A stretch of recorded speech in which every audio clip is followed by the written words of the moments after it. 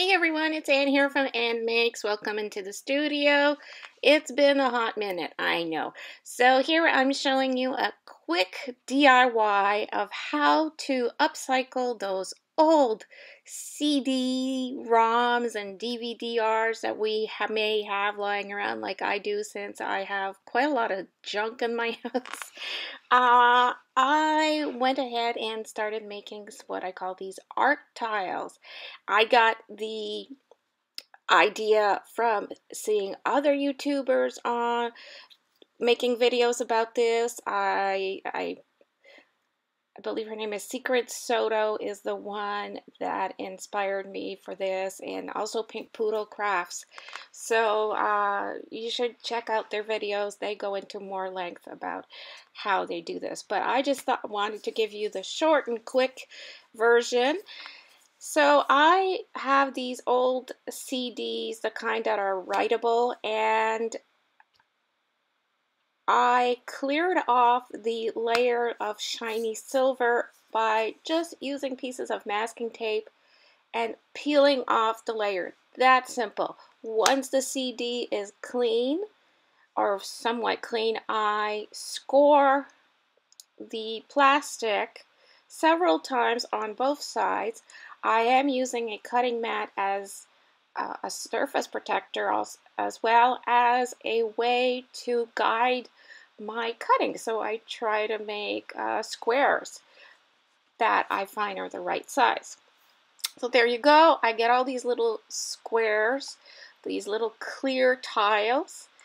And for each art tile, you need two layers. You need the top and the bottom. And that's what I'm showing you there, is that I've matched my pieces. So the next step will be just faster. So here I'm showing you a variety of craft paints that I use. They are all different brands. Of course, many of them are from Plaid.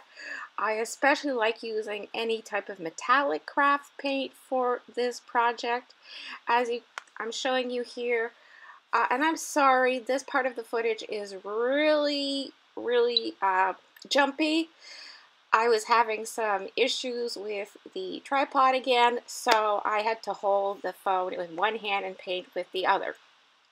So I'm just showing you, all I'm doing is I'm putting a little bit of paint, like I'm being generous here because I'm only working with one hand, of paint. And I've put two types of metallic paint, and then I went and plopped on a little bit of neon just to see what that would turn out to look like.